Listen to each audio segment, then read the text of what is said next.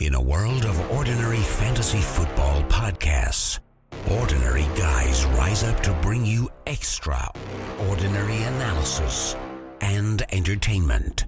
This is the Flaffle House Fantasy Football Podcast with your hosts Kevin Cotillo, Sal Lito, and Stephen Marcus.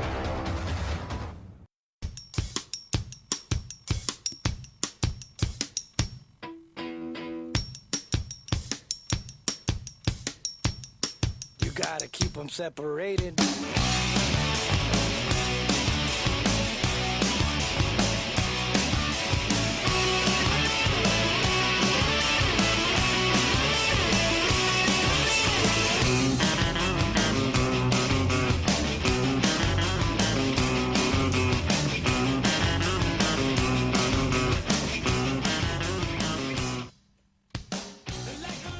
So I don't know. Did either of you guys catch this interaction I was having on Twitter yesterday with I don't know who this guy was. He's from Detroit.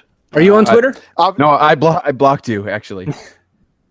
Oh well, there's plenty of other people getting wonderful content from me every day. Wonderful, great. I quote retweet with the best of them. You know, I'm everything you want from a 44-year-old guy on Twitter. Well, that's just there's no one better to follow than 44-year-old men. So not So I put up a tweet about joke about Le'Veon Bell making a stupid face when Brandon Cooks gets $16 million, and it got nice little attention. And a full day after it's up, some guy writes to me, "Well, they don't play the same position." I really want to write back, "Oh, thanks." Well, I decided let's. Because everyone figures out tone on Twitter very easily, so that would have been good. Yeah, so I figured, let me be nice and just be like, oh yeah, we'll just have to see what Bell does next year, and what he gets, and da da da da. And he comes back with some other I said, do you think that Brandon Cooks is more valuable to the Rams than Le'Veon Bell is to the Steelers? And he writes back, kind of. And then gives I don't have it open in front of me, but he gives me some ridiculous explanation. And I said, in Brandon Cook's best season, he touched the ball 94 times. And last year, Le'Veon Bell touched the ball over 400 times. So now it becomes, I'm obviously dealing with somebody not very mature at this point because I'm getting a lot of LOLs. This guy is this guy. Bottom line, I ask him, who's more valuable? And he tells me you cannot compare positions in the NFL. You cannot compare a wide receiver to a running back. So one of you guys tell me why I cannot compare likely the very best running back in the NFL to a guy who's barely a top 20 wide receiver and is getting $16 million a year. Why can I not compare those two guys? And how in the world can you tell me that Brandon Cooks is even in the same stratosphere important to his team? Anyone? Anyone of you guys? So you're looking at it from the complete and totally wrong viewpoint. Are you agreeing with this guy? No. Yes. Yes. No, what I'm saying is you're absolutely right. Lev Bell is far more important to his team than Brandon Cooks is to his. And any receiver for that matter, simply because of the amount he touches it. But that's not what you really need to be looking at when you're talking about contracts. That's not how the NFL looks at contracts. That's not how people get paid. That's fine. Go ahead. Give me your explanation as to the how I'm supposed to look at the contract. What's the highest contract value for another running back in the NFL? I understand. So my response to that was it's $8.5 million and it's Devonta Freeman. Right. But my response to that was what Le'Veon Bell is trying to do now is break down a barrier of these perceived position values, right? So he's trying to set a precedent that, good luck to you. So, right. It's going to be difficult. I was actually very surprised that the Steelers came up to where they came up to, the $14 million a year annually. Now, they guaranteed him nothing, which was really a kick in the ass, right? It was like they guaranteed him like $10 million. Well, I heard 30, so it's somewhere in between. I heard 30 as well. Yeah. All right, so somebody else had written that, but John DeBarry, if you're out there, you're watching this, you listen to Yeah, this. no. It was all over the place as far as what was guaranteed. It was somewhere between 10 and 30. So you may be right, we may be right, but either way. I honestly thought, okay, when they came up to 14 million, all right, it's not what some of these better than average wide receivers like Sammy Watkins and Cooks is getting. It's not, but it's so much more than the next, closest guy, like you said, Kevin. And I thought it was a win for running backs, and I thought it would set precedent. And then, guys like Gurley and Zeke and David Johnson would follow suit and get more.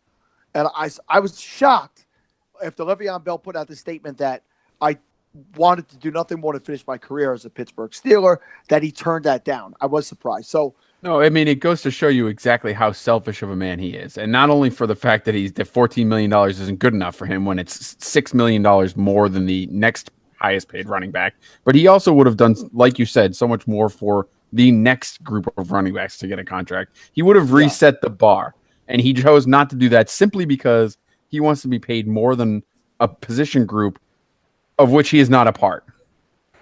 And it's I don't know if this factors into it a lot, but he's on a team that if you could pick, all the teams in the NFL that could probably be okay without Le'Veon Bell, the Steelers are probably one of them. Their offense, it does, losing a player like Le'Veon Bell, it doesn't help anybody, but they've played without him before. He's gone through injuries and all that kind of stuff. They've survived without him. And so for them to offer up that much money to him, to be a part of that offense. Not many players get to be paid as much as they would like, or, not getting paid as much as he'd like, but get paid that much, be part of an offense, be part of a good team like that. He's going to, be a free agent next year. He's going to go to some team that's going to pay him close to $20 million maybe, and their team's going to be awful because they're not going to, that's not good cap management in the way that values work in the NFL today. So I don't think anyone can argue that Le'Veon Bell is a more spectacular player than Brandon Cooks. He is definitely more valuable to a team because of how much he touches the ball. But just like we say, this rule sucks, but it's a rule, so you got to follow the rules. The money might suck for running backs, but it is what it is right now. By the way, gentlemen, the word might have been I was an idiot, or I have no sports knowledge at all because I was comparing. I was comparing touches. I can't argue with him that you're an idiot. Shut up, I was factually correct. I was wrong for comparing touches, he told me. And so I responded. Oh, I'm sorry. He said to me, what is the yardage difference in per touch? I'm like, who is more involved in game script? Like, there's a game script for Le'Veon Bell in every game, right? Wide receivers don't factor into the game script like a running back does. A wide receiver doesn't come into play. They might. Yeah, they might. And Antonio Brown, Odell Beckham Jr., DeAndre Hopkins, not Brandon Cooks. I'm not saying Brandon Cooks does, but I mean, certainly the position could be one that needs to be focused on. You're agreeing with him. And not only that, but I mean, you see that on the defensive side of the ball too. Obviously, the pass rushers get the most money, but cornerbacks are important to every play. They get decent money, but not the same as the top pass rushers. Linebackers, who I think are probably some of the most valuable positions on the field, get historically low salaries. So linebackers are actually like a dying breed at this point. No, I mean, it's like so's the running back, Sal. Hate to tell you that. I mean, no, but I think you're wrong because I think the running back is about to make a huge comeback with these players and these hybrid players.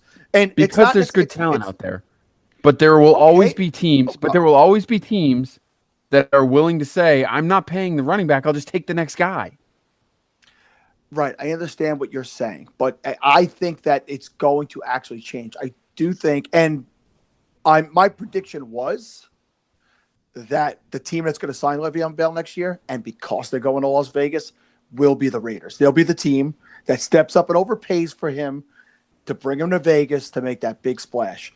And they have Marshawn Lynch and Doug Martin, so they don't need him. It's true. I'm hard pressed to pass on those two, but I could picture that happening.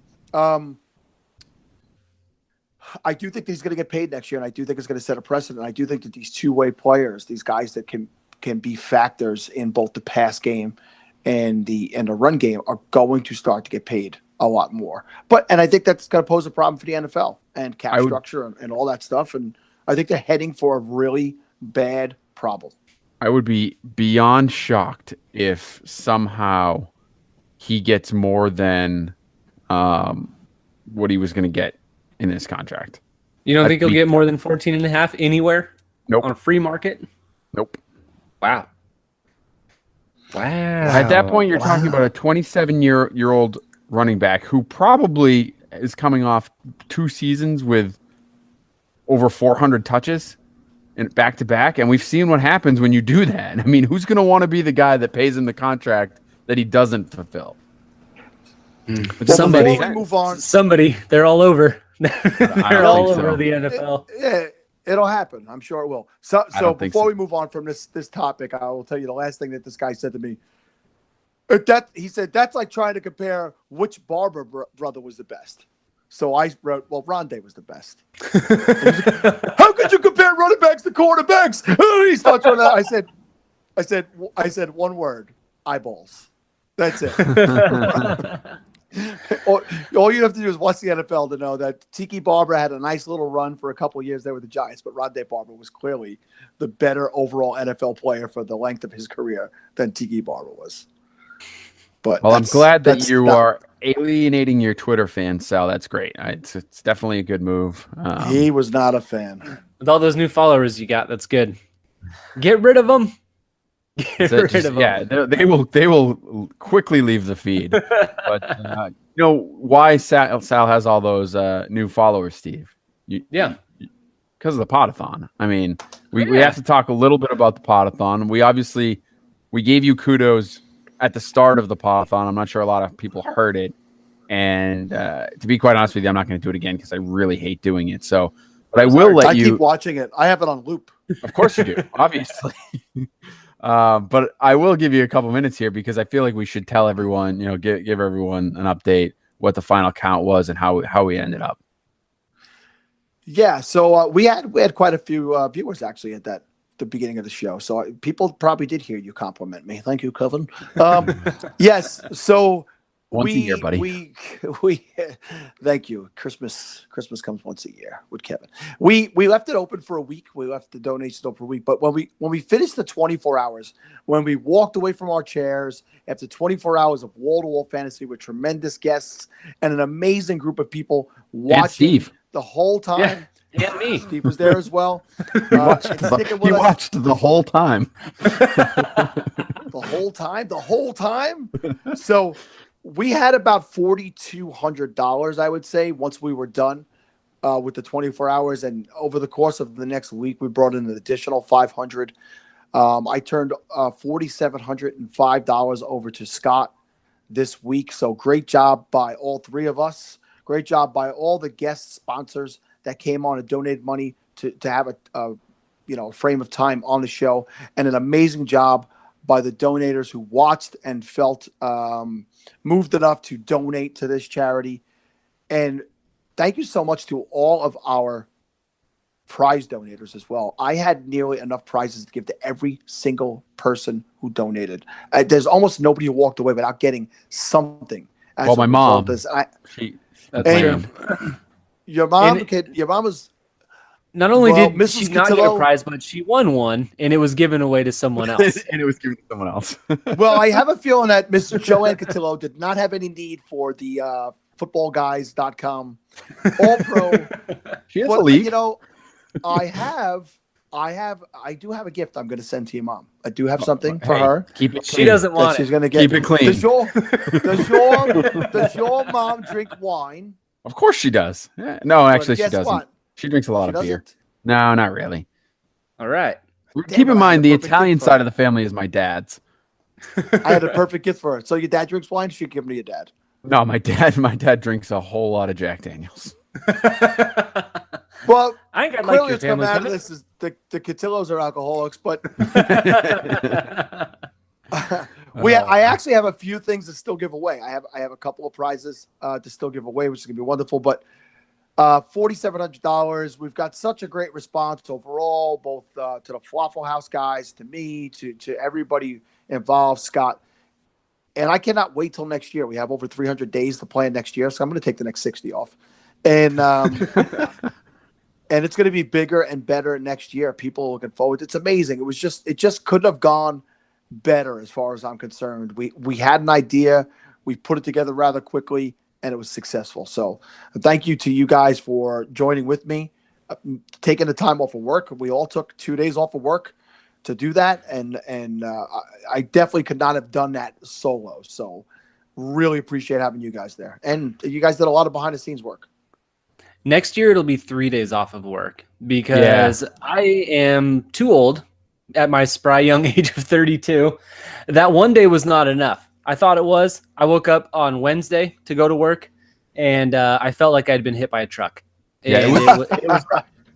It was brutal. That Wednesday was tough. It was tough getting dragging myself into the office that day, but it was definitely well worth it. We had a blast. I mean, honestly, it was a lot of fun. Forget you almost forget that you raised $4,700 for charity, because I probably would have done it for free. Now, let's raise more money next year. I'm not saying we're doing it for free, but it was a lot of fun. The guests were great, and even the people that hung with us when we were starting to get a little punchy towards the end. So, I'll tell you what. Did you guys?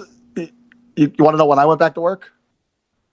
Like the following Monday, you took the week off for vacation. Yeah, the following. Have you been back yet?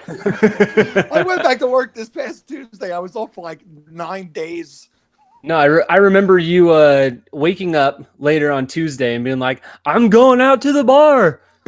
Oh, I went out to a place on Tuesday night. Oh my God, I got 5 hours sleep. Went out to this thing called Body English. Hello. Yeah, that was a good set. Well then. I'll say about 13 hours into that thing, I was very aware of where we were and how far we had left to go. Like, it was like, all right, we've been sitting here talking football. As soon as we were done, it felt like it had been nothing.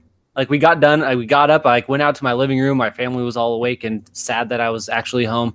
And it felt like the entire 24 hours was just like a blur. Like, it had gone over that quick. But yeah, it was a ton of fun. I can't wait till next year to do it again. Definitely going to be a blast. All right, so obviously the charity and the money raised was for tied into the Scott Fish Bowl. So I got to ask you guys, how are your teams looking?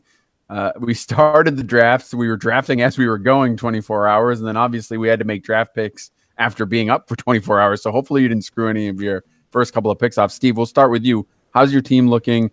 What were your big wins, and what do you think your chances are this year? I would love to think that I'm going to make the playoffs because I like the way that my team looks. I think that everything fell into place rather nicely. You realize that if you are close to making the playoffs in like week 10, Scott will change the rules just to make sure that you don't. That's fine. My team can adapt. All right. It's all about adjustments, mid-season adjustments. We got it. Right. No problem. So yeah, I think I got a pretty good mix of people. I didn't pick my first tight end until the 9th round. I think a lot of people probably went with the tight end earlier than that. And the tight end I did end up going with Jordan Reed. Not exactly the surest staple at the position. So not quite a picture of health there. No. So, most people will be like, just get Vernon Davis later. No big deal. Failed to do that as well. He went a little later than I was looking at some other people. I didn't end up pairing him up. I got Mike Gesicki as my second tight end. A lot of people are hyped up on him. Hopefully he can have an Evan Ingram type season. He's that type of tight end. So we'll see what happens there. Word out of camp very early that things are looking good. All right. So I like the balance that my team has. I think one of my best values, I got DJ Moore in the 14th round as wide receiver 56. As a guy that a lot of people are saying could, battle it out with Devin Funchess as that number one wide receiver on the team. I think that's pretty good value there. And, of course, I got Jake Butt, tight end of the future for the Denver Broncos. And I also added future. I was going to say, future. It's not a great pick if he's only going to be the tight end of the future. Really doesn't help you this year, does it? That's true. We'll see. We'll have to see what happens. I think he's got a chance. And then Michael Roberts. I was targeting Butt late, but I didn't get there. No, I zeroed in on the Butt and grabbed hold of it. I got him in the 17th round.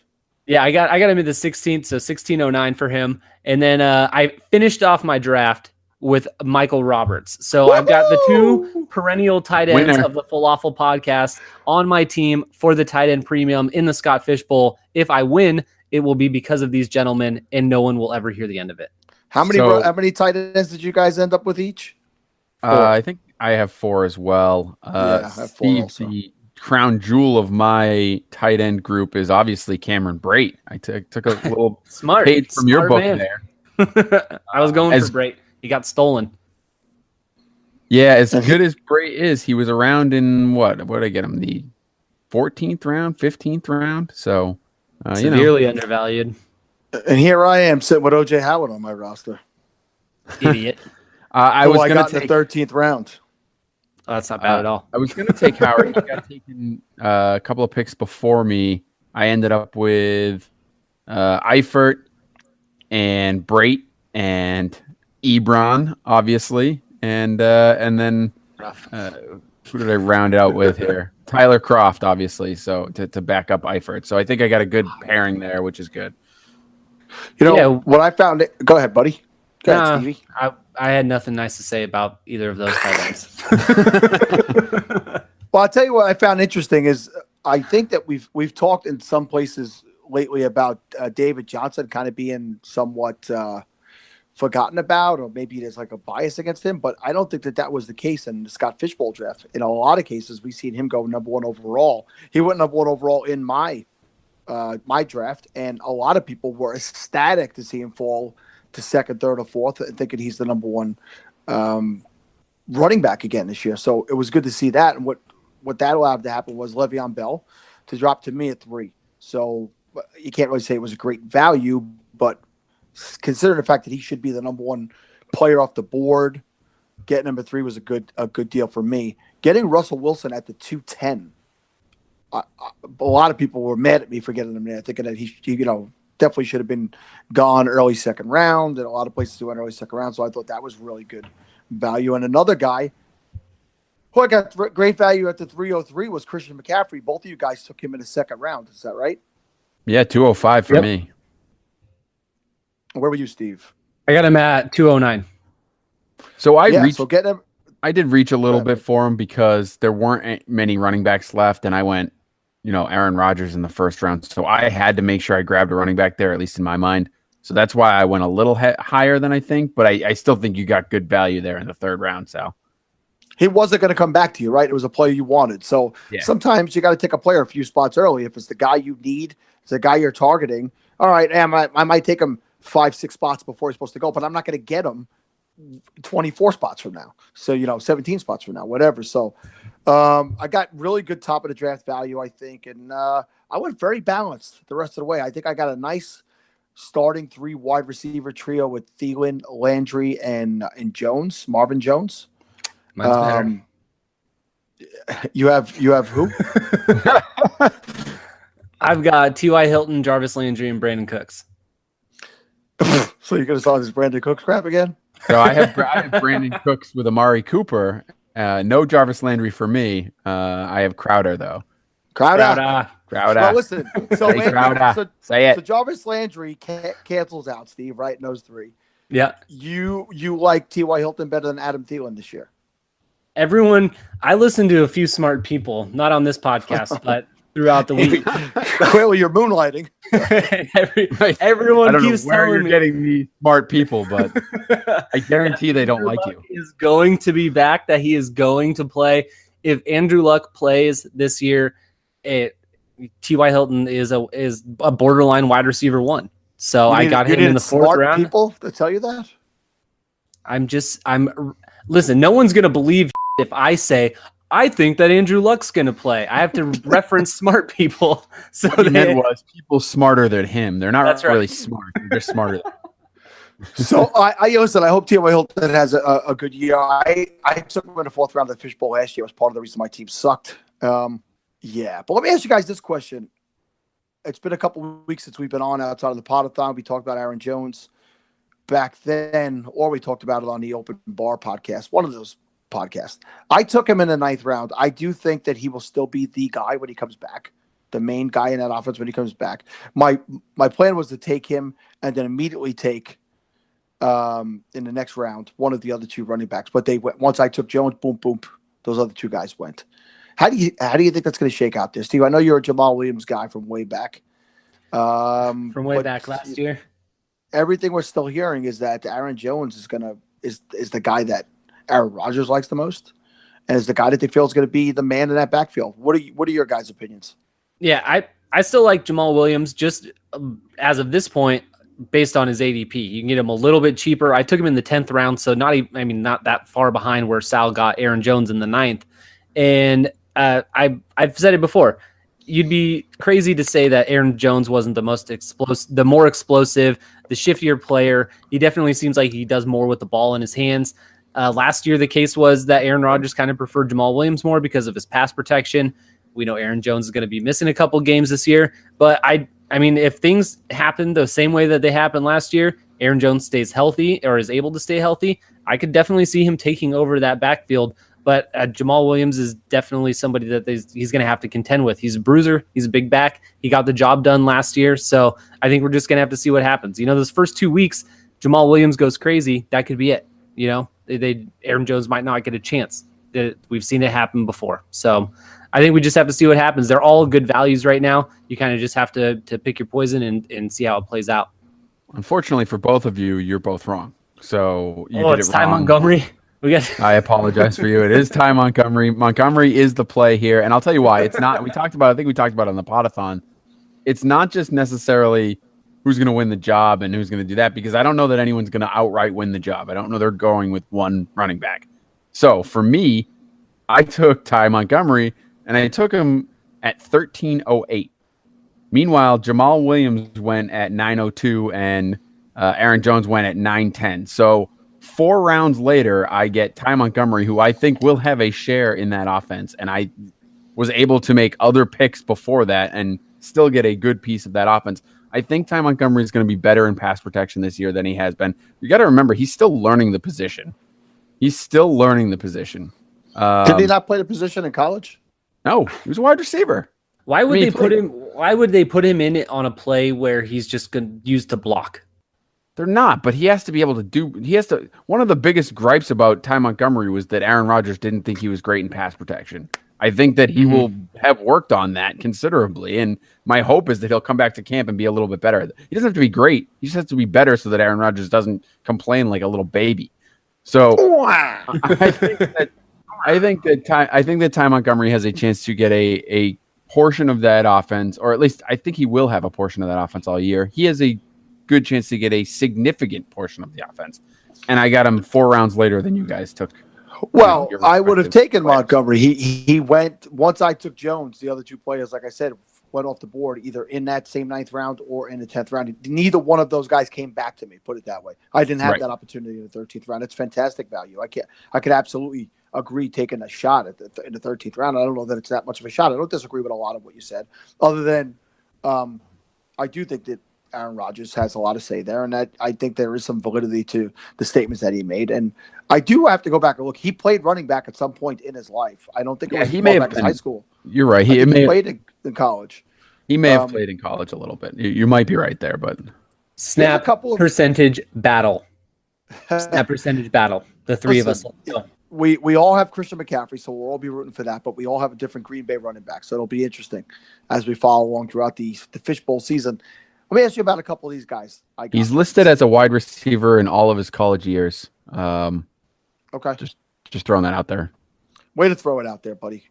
I'm going to ask you about 2 wide receivers I got in the 21st and 22nd round, and then I want to go back to a backup running back. But 21st round, I got a guy it's a Kevin favorite. And no, it's not either one of those 2. John Brown? It's Corey Coleman. One of my old favorites. Who we obviously know Landry and Gordon are ahead of him, right? But if either one of those guys get injured or suspended, or suspended, right? Or if Gordon falls off the wagon, Coleman becomes a starting wide receiver, and he's going to be the number 3 wide receiver in there. And the coaches are saying this is a make or break season for him. So I really feel that's tremendous value in the 21st round. I think that if I had taken him, he might not even have went. How could Corey Coleman have fallen that far off of everybody's radar in a year? Josh Gordon and Jarvis Landry. And David Njoku, Duke Johnson, Nick and Chubb, Carlos Hyde, and I get it. Look, I get it, but he's the last the, guy out of all those guys. He would be the last guy to take. He may be the third wide receiver on the team, but he's probably the fifth option in the passing game. In all honesty, I'm not even joking. Options. I'm not even joking. You know, I like Njoku, so I get it. I'm just saying. So if he's the fifth option in an offense, who, by the way, is going to start the season with a quarterback that threw for what 3,300 yards last year, that just doesn't scream a whole lot of volume for a guy that hasn't shown it yet. I have a feeling that he's going to be seeing less coverage than Landry and Gordon. You can't double cover both of them. You can't double bubble. My point you is, can't triple stamp or double stamp. How often do you think Tyrod Taylor has gone to his fifth option? Just out of curiosity, honestly. In Buffalo, there were two options. Right. My point is, Sean McCoy and Clay. He's probably not very experienced in getting through 5 different reads. Is my point. So I'm sell Tyrod Taylor short. I think that in the 21st round, why not, right? Because my 21st round. That's my point. My 21st round pick was CJ Procise. So, I mean, at a certain point, you're just throwing up guesses, right, and hoping that something sticks. What about this one? I've got a low end wide receiver I took in the 20th round who might be comparable. Who would you rather have, a Corey Coleman or a Mac Hollins? Corey Coleman, hands down. And me, the Mac Hollins fan, agrees with Kevin in this one. Mac Hollins is like the 8th option in that offense. I mean, he's not even on the board. He will see the field way less than Coleman will. Mac Hollins is a guy I own. I own Mac Hollins in a lot of dynasty. I will not own him in a single redraft this year. I don't think he sees any time. Why not? Because if Alshon Jeffrey gets hurt, they also have Mike Wallace and 4 other wide receivers. Oh, Mike Wallace. Yeah, Mike Wallace could still play in the NFL. He's still a better NFL player than Mac Hollins at this point. Don't make me go against Mac. Don't make me do it. I like the Mac. I asked our good friend Shane Manila about Mac Hollins because I was curious what the Philadelphia take was on him. And I asked him, I specifically said, is Mac Hollins a thing? And he was like, no, Mac Hollins is nothing. So he's equal with Corey Coleman right now. That's great. Yeah, right now, but I would say equal, but Corey Coleman's better. All right. We'll see. Here's a guy I got in the 22nd round. Oh, boy. Taylor Gabriel. Here's a guy. You hear about this guy? You guys hear about this one? you ever heard about Taylor Gabriel? Let me tell you about Taylor Gabriel. This is my guy. Let me tell you about my guy. I tell you about my guy, Gabriel. It was in Cleveland over there. Sal just went on New York on us, huh? What happened? And then, you know this guy. He's in Chicago. You know this guy. You know what I'm saying? You know this guy? All right, this guy from the neighborhood, right? Let's this guy from the neighborhood. His name's Shut the hell up Gabriel. already. Let's talk about the Chicago offense. All right, obviously you got Tariq Cohen, you got a couple of tight ends there, you got this Allen Robinson joker. Who's going to throw him the ball? You God with the Trubisky hate. Listen, I don't mind I don't mind Steve's hot take Trubisky hate. That's fine. I'm I like that he does it because it gives someone has to, right? Someone's got to throw shade that way. But here's the thing. I'm not a big Gabriel guy. I thought that he had a chance to be, a decent, middle of the road wide receiver 4 in Atlanta. In Chicago, I don't know. I mean, I think he's more of a special teams player than anything else. I don't know how much volume he's gonna get. They gave him a pretty decent contract to not use him. You know what I mean? And then they drafted Anthony Miller, who's way better than him. That's your opinion right now. Of Anthony Miller. No. It's factual. Who knows that Anthony Miller's ready to step in his rookie season? And rookie wide receivers are hit or miss, right? We've had a few lately that we've all been, and this has been said recently, we've all been spoiled by that class with OBJ and those guys when they came in. That now we think every year we've got these great rookie wide receivers. It really hasn't happened that much in the recent years since then. So what I'm saying, the 22nd round, I think that Atlanta went away from him. He had that big second half of the year 2 years ago, and then for some reason Atlanta just didn't use him last year. It didn't make sense to me. I think the guys Kevin White. Oh my God, have mercy. Kevin White. I kept telling everyone in the falafel chat that he was one of the fake players that Scott put in there. That's funny. I almost drafted Kevin White with my last pick. I went John Brown instead because, John Brown, but Kevin White was in consideration. There's a chance. I mean, if the guy stays healthy, he was talented. That's the thing. Like a decade ago. Sal just mentioned all of these. List all of the wide receivers that have been taken in the first round since that year with Mike Evans and OBJ. It's brutal. It is absolutely brutal.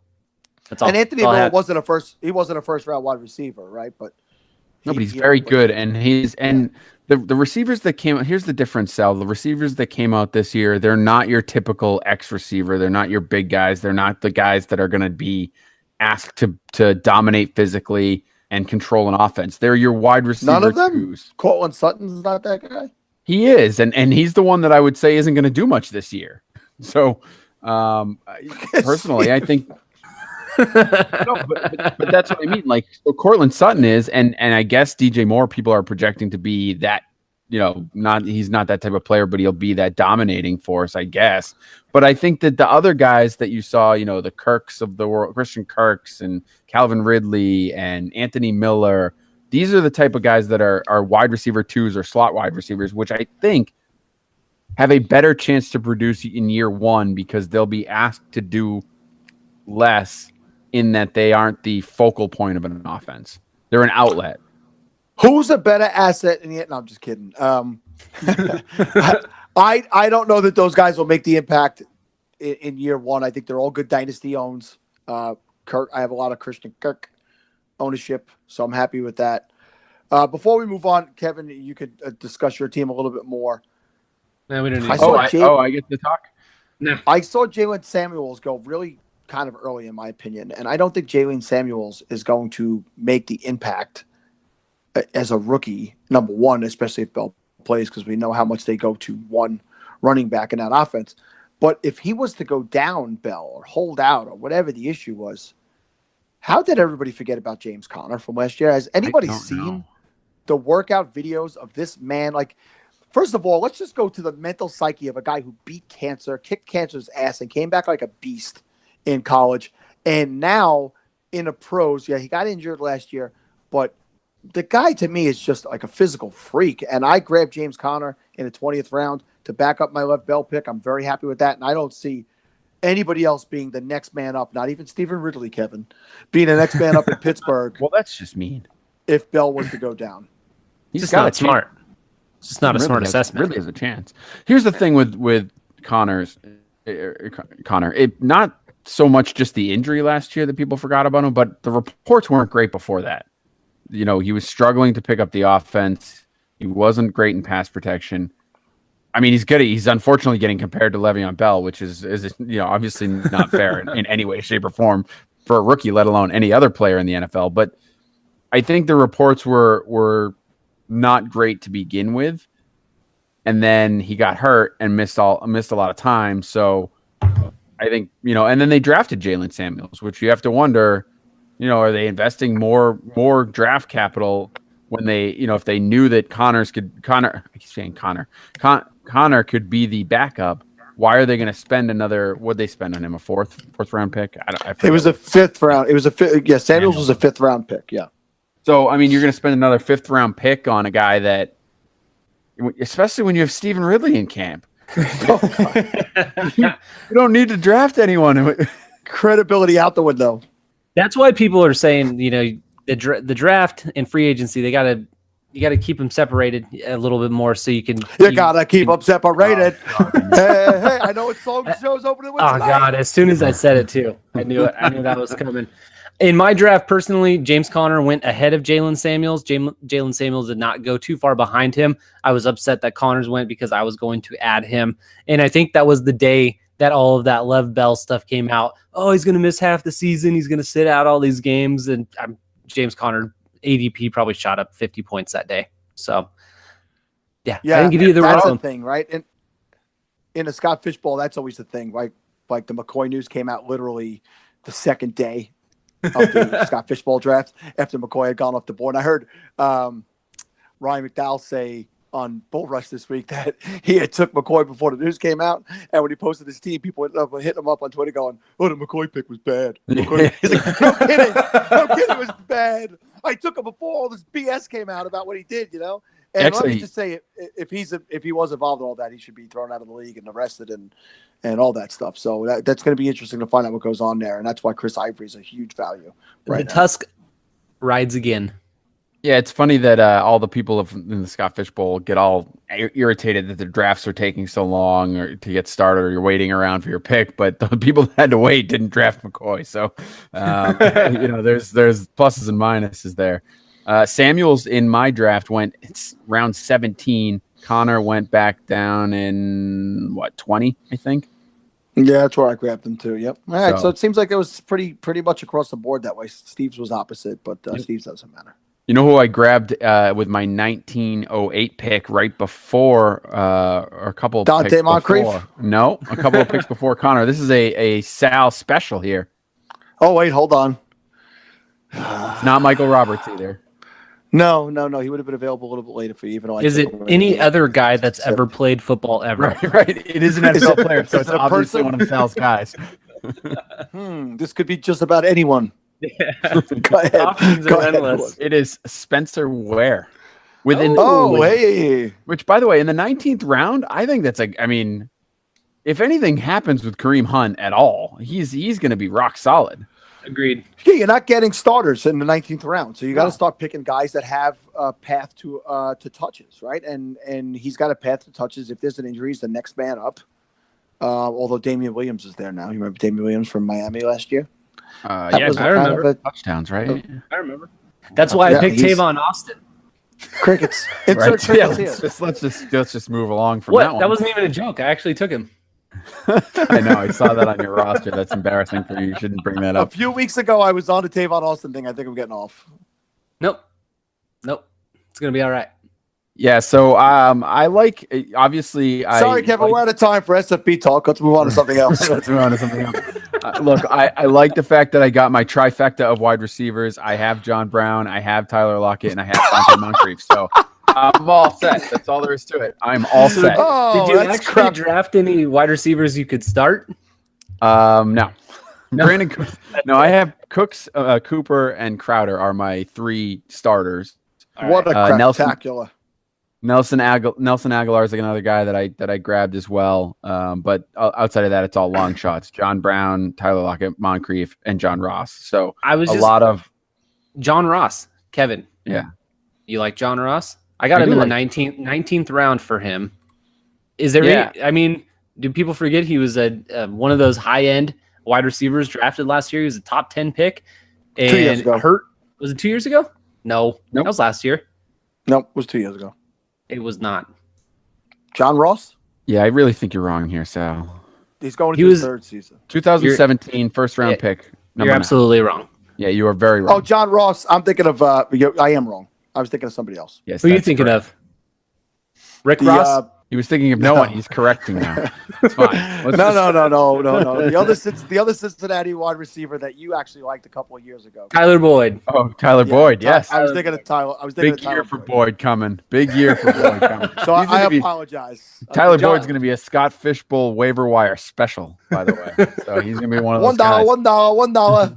I hope not, because that would probably mean John Ross has either injured himself for the entire season again, or is completely Right. useless, right? So Maybe it's you AJ like John Green Ross. that went down, Steven. No, Your other boy. no, Look at that face. Look at him. Look at that face. not It's like I punched him in the ding ding. Good, because there's like 3 people watching. So, That's right. Well, Kareem loved the Rick Ross comment, by the way. He is laughing it up in the chat about Rick Ross. of course. All he right, is. all right, Kareem. Oh, man. Not a whole lot of other stuff from my draft that we really need to talk about. Like I said, I like Christian McCaffrey in this format. I think that he's going to get a lot of first downs. I think that he's going to catch a lot of passes. So I was big on him. Like I said, I reached for him a little bit. Ended up being able to get Jordan Howard as the second running back. And my 2 quarterbacks I'm really happy with Rodgers and Stafford. So we'll see. I took long shots at the wide receiver position. I kind of always end up doing that. So it's sort of a typical roster that I have. So I'm fine with it. I'm happy with it going in. And I'm sure that I will finish poorly. So, Kevin, you brought up Jordan Howard, and I was on the Fantasy Life app the other day and jumping in the main feed there and answering some questions and getting involved in some posts. And someone was discussing Jordan Howard to Jerick McKinnon. And I mean, the Jerick McKinnon hype, listen, I have him in the Falafel Assholes Dynasty, and I hope he has a wonderful season. But to take a guy like Howard, who has finished top 10 his first 2 years in the league in standard and top 12 in half-point PPR, and just dismiss him and say it's Jerick McKinnon. I mean, what is the Jerick McKinnon stuff just completely out of control at this point? He's not value anymore, right? He's going way too high to be the big steal and breakout player this year. Yeah, I completely agree with you. It's not. I get the sentiment, right? I think that it's a Shanahan offense, and he's going to be the main guy. They paid him a lot of money. We actually talked about him on the Dynasty Wall Street podcast that was released this week, but. And Nick Whalen was on the show, and he brought up a lot of good points. He's a little triggered on Jerick McKinnon right now because it's just, and same thing with Jimmy Garoppolo. There was value for those guys before they got to the point they're at now, and now they're being overdrafted and overhyped, and you don't know what they're going to do. The thing with McKinnon is if you look at his history with Minnesota, he failed to beat out some very average running backs. You're talking about guys like, I was saying guys like Matt Asiata. He split carries with Matt Asiata. Yeah. Terrible. He never really excelled. And I get it. He's he's the spark warrior. He's got incredible metrics, but I don't know that they're necessarily paying him to be, the guy. I think they paid him because they had a lot of money they had to spend this year. And it's a very front loaded contract. It's one that they can get out of. They'll see for a year. If he doesn't hit, there's really no loss there for them. So, I mean, I think he'll get a chance, but I also think Matt Breida and Joe Williams will get chances. Jeremy Don't McNichols. say it, Steve. Don't say it. Jeremy McNichols. Isn't Kyle Juszczyk on that offense too? Like, didn't they pay him a decent amount of money? So, I mean, pass catching fullback got a right. Like, I'm just saying, there's guys there that they're going to use that if McKinnon struggles at all, they're going to bring these guys in and not have any problems with it because they don't care. Yeah, the people who think he's going to step in and be Devonta Freeman are just I don't see it. If he was Devonta Freeman, he would have already excelled in an offense by now. He's had enough opportunity to be that guy if he was that guy. So I'm completely with you. Freeman did it. I remember garbage. I remember when he burst onto the scene and made everyone recognize who he was. And I remember Jerick McKinnon being that guy that was supposed to do that for a lot of years in a row, like Kevin said. And yeah, he had a good season last year when he filled in for Dalvin Cook, didn't beat out the rookie going into the season. So there's another guy. So yeah, he's got the opportunity, but who knows? Who knows what's going to happen? Hey, Kevin, I know we wrote a couple of things down to talk about, but we are doing this live, and we do have some people on the YouTube chat that are following along. And we got a question, and since you talked about McCaffrey a little while ago, how do we feel about C.J. Anderson being the starter in Carolina, and will his ADP shoot up? Do you think that C.J. Anderson is the starter? I mean, are they co-starters? Have we seen this C.J. Anderson thing before? How do either one of you guys feel about C.J. Anderson affecting McCaffrey's value? They did come out and say there's a good chance he's not going to get more touches. I mean, I think personally, we've heard stuff like this before when camp's starting. So take it for what it is. I'm not going to call it coach speak because it was really more speculation on the part of a reporter. If I remember the report correctly, I believe the reporter was suggesting that was what the case was going to be. It wasn't something that the coaches said. So look, I think they brought C.J. Anderson to get carries. I think that they brought him in so that they could use him in the similar role that they used Jonathan Stewart. I also think that they're going to give Christian McCaffrey more carries no matter what they say, because I think he will excel a little bit better than he did last year with those carries. We're talking about a guy that only got 125 carries last year. I think it'll be very easy for them to give him another 25 to 40, 50 carries, right? So you're talking, if he gets in that 150 to 175 range, with the amount of passes that I think they're going to throw his way, which I think will top 100, right? at least targets, and I think he'll come close to. I've said this already. I think he'll come close to 100 receptions. I think there's serious value there. I think C.J. Anderson is a good running back for that offense. I think he'll probably get in this 185 range for carries. That's my guess. Maybe he gets up to 200, which is around what Jonathan Stewart had last year. So there's value there. I was going to say, Jonathan Stewart had a productive fantasy season, really more at the front half of the year. He kind of faded down the stretch. But, yeah, they were able to support 2 weekly startable fantasy football running backs in that offense. And I think the other point is based on Cam Newton, right? I know that he does a lot of it on his own, but I also think that you're going to see less of those designed runs because it does take a toll on him. He's been able to do it for a number of years now, and I think that's great, and he's very good at it. But I think at a certain point, with the weapons that they're putting around him, I think they're starting to realize, hey, maybe we shouldn't get our quarterback's head bashed in every week. So, when you say the design runs, but I just don't know that it's in his nature to not play that way, right? I think that he's gonna still make those runs. He's gonna still play like that, and what he'll probably end up doing is shortening his career. Well, I understand that he'll make his runs, right? But he carried the ball almost 100 times last year. They weren't all scrambles, right? I think he's going to scramble. There's no question about that. Mm-hmm. But if you cut, like I think I said before, I think the scrambles are probably maybe 50% of it. So you're talking half and half. If you can get rid of half of those design runs, you're talking about another 25 carries that are going somewhere else. And especially, Steve's going to talk. All right. Whoa, Steve. What, you guys want me to just try and interject all the time? You guys were on a roll. I was letting you go. I was going to say, a lot of his runs, the design runs especially, are on the goal line where, the trenches are lined up with all kinds of guys. And it's, those are a lot of hard collisions on the goal line or on a 3rd and short.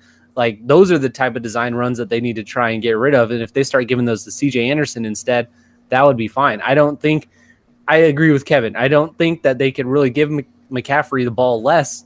They would kind of be wasting his talent at that point, only utilizing him, much like, the Browns do with Duke Johnson, only using him as a pass catching running back. And not to mention the things that you can do to a defense if you don't only run one running back in the backfield when you're going to pass the ball every time. Try to confuse them a little bit. It might end up helping. I don't understand why more players don't do that or more teams don't do that. But yeah, that was it. All right, I'm done again for the rest of the podcast. I'll say this. I believe it's Fallon who's in the chat right now who says C.J. Anderson will find the end zone more than Christian McCaffrey. That's possible, but I think Cam Newton will still lead the team in rushing touchdowns this year. Yeah, that's probably true. I'll say that's probably true in rushing touchdowns. I would probably say combined touchdowns, McCaffrey will have more than C.J. Anderson. Steve, do you think McCaffrey will have more than, what did he have, 7 total touchdowns last year? You think he'll have more than that this year? If you're thinking, so you already answered my question, because if you're thinking about it that hard, you think that's probably a good over-under, right? He should be right around there. Yeah, I would say, if it's over, it's just by 1. I would only say 1 or 2. I'd say 8. That's fair. Yeah, I would say I would expect him to get more yardage this year. I don't think they used him enough in the run game, and we saw, we brought up Cam Newton accuracy problems of short passes, a lot of missed opportunities that we saw there as well. So I just think that he could be a little more efficient, and I think the team will try to utilize that a little bit more. All right. Well, we had a whole list of other things we were going to talk about, but it's been about almost 50 minutes in now. So I think that we're going to get rid of all those, and none of them are really all that important anyway. So you don't want to talk about Ricky Steele-Jones peeing? No? Oh, no. I didn't want to talk about it. I mean, we can talk Shane Vereen. You want to talk Shane Vereen? Yeah. If you want to talk about a guy has no bearing on fantasy football, sure. Yeah. Or you mean the RB1 in the Saints backfield? Listen, Sal. This is a fantasty football show. So, I don't know. We can talk about anything we want, but we'll save that for next week. Steve, why don't you just hit it with your final thoughts? All right. Well, thank you everybody for watching, or the few people that have watched this live for the first time. I think this is the first time we've done this for one of our actual podcasts. So thank you. And you can also check us out on Twitter and Instagram and Facebook. Just search for Falafel House on each of those social platforms. And don't look for Falafel House right now.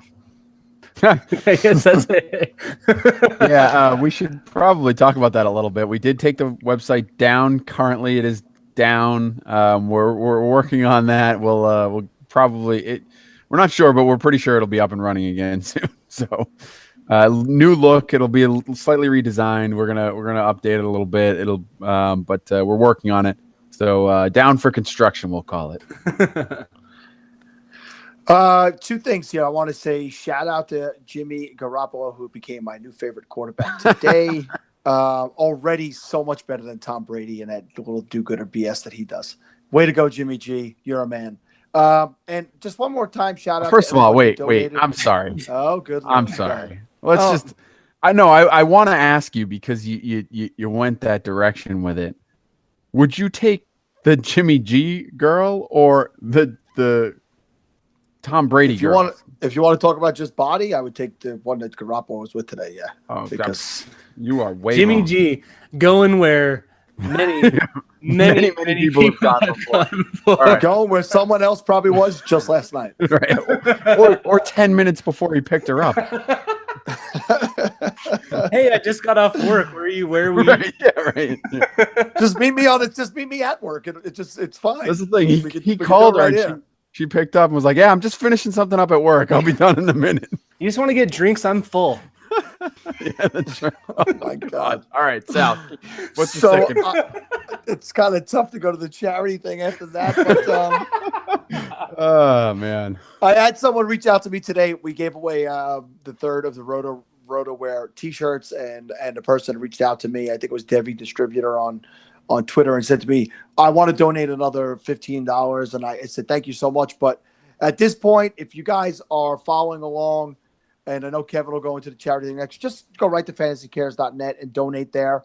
You know, we shift our focus now from the Podathon donate to fantasycares.net. It just, the money's going to the same place anyway. And we did a great thing, $4,700, wonderful. Now let's just, filter it right to Scott the rest of the way and continue to donate. Fantastic job, everyone.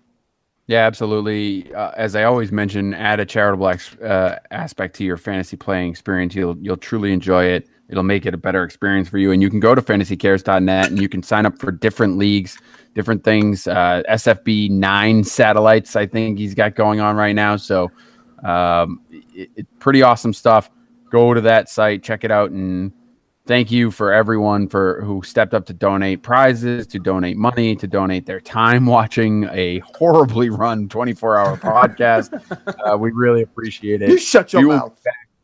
We will be back. I'm going to say next week, even though I haven't discussed that with my co-hosts here. We're going to try to be a little bit more regular with these podcasts. We've been doing some other things lately.